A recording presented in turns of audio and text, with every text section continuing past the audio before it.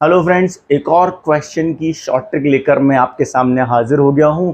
और सबसे पहले हम इस क्वेश्चन को देखेंगे क्या है और उस क्वेश्चन की जो एक्चुअल अप्रोच होती है उसको जानेंगे क्या है। और उसके बाद में लास्ट में मैं आपको बताऊंगा कि इसकी एक जो शॉर्ट ट्रिक है, बहुत ही प्यारी सी शॉर्ट ट्रिक है जिसको आपको जानकर बहुत ही मज़ा आने वाला है, वो देखेंगे कि क्या है। तो सबसे पहले प्रॉब्लम समझ लेते हैं क्या है। प्रॉब्लम यह है कि हमारे पास एक वायर है जो यूनिफॉर्मली चार्ज है, which carries linear charge density lambda, and यहाँ से एक परपेंडिकुलर डिस्टेंस पर एक पॉइंट पी गिवन है, जिसको जब हम वायर के एंड पॉइंट से ज्वाइन करते हैं तो इस तरीके से जो लाइंस मिल रही हैं वो 30 डिग्री और 60 डिग्री एंगल्स बना रही हैं। ये क्वेश्चन में हमें गिवन है एंड पूछा क्या है, पी पॉइंट पर इलेक्ट्रिक फील्ड पूछा है।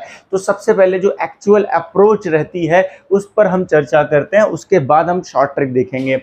तो सबसे पहले देखो, यहाँ पे हम फॉर्मूला यूज करते हैं। दो कंपोनेंट निकल कर आते हैं, एक परपेंडिकुलर कंपोनेंट और एक पैरेलल कंपोनेंट। इसके फॉर्मूले क्या हैं सर? फॉर्मूला है परपेंडिकुलर का k lambda by r into sine theta 1 plus sine theta 2। And दूसरे की अगर हम बात करें, जो पैरेलल का फॉर्मूला है वो क्या है, k lambda by r cos theta 1 minus cos theta 2। तो ये हमारे पास पैरेलल और परपेंडिकुलर निकालने के फॉर्मूले हैं। देखते हैं परपेंडिकुलर किधर मिलेगी, क्योंकि ये पॉजिटिवली चार्ज है तो परपेंडिकुलर इधर आएगी, राइट। एंड क्योंकि ये वाला पार्ट मेजर सेगमेंट है तो इसकी वजह से जो पैरेलल आएगी वो ऊपर की तरफ आएगी एंड ये पैरेलल रहेगी। यहाँ पर आप थीटा 1 थीटा 2 क्या पुट करते हो? थीटा 1 पुट करोगे 30 डिग्री एंड थीटा 2 पुट करोगे 60 डिग्री। अब आपको साइन और कॉस की सारी वैल्यूज पता ही हैं। ये दोनों फॉर्मूले लगाकर आप ई परपेंडिकुलर और ई पैरेलल निकालोगे और फिर इन दोनों का क्या कैलकुलेट करोगे, रिजल्टेंट कैलकुलेट करोगे, जो कुछ इस तरीके से आएगा। और वो रिजल्टेंट क्या होगा?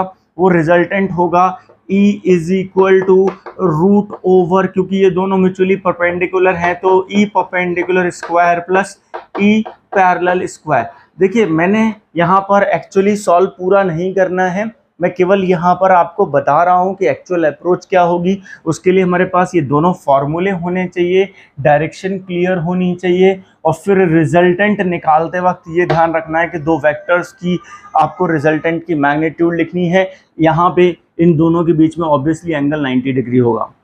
तो इस तरीके से आप सॉल्व जब करेंगे you will get the answer. अब देखते हैं कि शॉर्ट ट्रिक क्या है। तो चलिए जानते हैं कि क्या ट्रिक हम यहाँ पे अप्लाई कर सकते हैं। बहुत ही प्यारी सी ट्रिक है। देखिए, इसमें हम क्या करेंगे, इसमें हम बस इतना सा करेंगे। पहले मैं ये सारा ये मिटा देता हूँ, क्योंकि अब हम इस अप्रोच पर नहीं जा रहे हैं। अब हम एक कोई डायरेक्ट अप्रोच निकालने की कोशिश कर रहे हैं जिससे हम इस प्रॉब्लम को निपटा दें। देखिए, आप एक आर्क इमेजिन करिए, एक यूनिफॉर्मली चार्ज आर्क अगर आपके पास हो, लेट से, जिस पर चार्ज डेंसिटी कितनी है, दोस्त, लैम्डा है, एंड इसकी रेडियस लेट से स्मॉल आर है, तो इसके सेंटर पर जो इलेक्ट्रिक फील्ड आती है उसका फॉर्मूला होता है कि 2k lambda by r sine theta by 2, where theta is this complete angle. ठीक है साहब, तो ये हमें ध्यान रखना है। और अगर हमें इतना पता है तो ये जो प्रॉब्लम है ये वन स्टेप सॉल्यूशन बन जाएगा। देखते हैं कैसे। आपको क्या करना है, जो लोएस्ट डिस्टेंस है, जो नियरेस्ट मतलब परपेंडिकुलर डिस्टेंस है ना, यही तो है आर। इस रेडियस का जो परपेंडिकुलर डिस्टेंस होती है, मैं रिपीट कर रहा हूं, उतनी रेडियस का एक आर्क बनाओ जिसकी बाउंड्रीज ये वाली लाइंस डिसाइड करें। मतलब अगर मैं आर रेडियस का आर्क बनाऊं तो ये कुछ इस तरीके से यहां से जैसे जाएगा और ये लाइक दिस ऐसे होगा, और जिसकी बाउंड्रीज ये डिसाइड करेंगी ये लाइन, मतलब कहां से कहां तक, यहां से यहां तक आर्क बनाना है। अब एक आर्क बन गया sir, can you tell me कि इस आर्क का टोटल एंगल कितना हो रहा है? जो यहाँ ये सेंटर है, ये इसको सेंटर मानते हुए हमने आर्क बनाया दोस्तों, ये रेडियस हो गई, तो ये टोटल एंगल कितना बन रहा है? ऑब्वियसली 60 प्लस 30 90 डिग्री बन रहा है।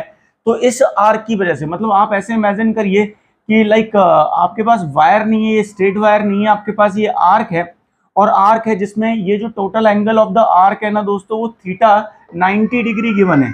तो अगर मैं ऐसा मान लूं तो मुझे बताओ जरा इलेक्ट्रिक फील्ड कितनी आएगी, और वही हमारा आंसर होगा। ये आएगी 2k lambda upon r sine theta by 2, मतलब 90 बाई 2 मतलब 45 डिग्री। तो ये हो जाएगा दोस्तों कितना 45 डिग्री, मतलब 1/√2। सो द आंसर इज √2 के लैम्डा बाई आर। और अब आप देखेंगे डायरेक्शन, तो डायरेक्शन कैसे मिलेगी? डायरेक्शन मुझे मिलेगी एग्जैक्टली इसके एंगल बाइसेक्टर पर। तो एंगल बाइसेक्टर कुछ इस तरीके से मिलेगा, ये 90 डिग्री, इसके 45 डिग्री पे बना दो एंगल बाइसेक्टर। ये डायरेक्शन आएगी, ये इलेक्ट्रिक फील्ड आ रहा है, total electric field EP sir आ रहा है, कितना आ रहा है? इतना आ रहा है। देख रहे हो, एक स्टेप का सॉल्यूशन है। आपको यहाँ ऐसे करके दो अलग अलग लिख के रिजल्टेंट लिखने की जरूरत नहीं है। और कोई आपसे अगर एंगल पूछ ले यहाँ पे कि ये एंगल कितना बनेगा या वायर के साथ एंगल कितना बन रहा है, तो वो कैलकुलेशन बहुत आसान है। क्यों आसान है? क्योंकि देखो इधर ये 45 हो गया भाई, एंगल बाइसेक्टर, तो ये 45 हो गया, तो ये बचा हुआ ऊपर कितना बचेगा? 15 डिग्री बचेगा। उसका ये वर्टिकली अपोजिट है, तो ये 15 डिग्री हो गया। एंड ये वाला एंगल कितना हो जाएगा? ये 75 डिग्री हो जाएगा। तो आप आसानी से एंगल भी शो कर सकते हो और इजीली इलेक्ट्रिक फील्ड की मैग्नीट्यूड भी शो कर सकते हो बाय दिस रिलेशन। किसी और प्रॉब्लम के लिए इसको अप्लाई करके देखिए, और जो रिजल्ट आता है वो आप मुझे बताइए कि मैच कर रहा है कि नहीं, कमेंट करके। Thanks for watching.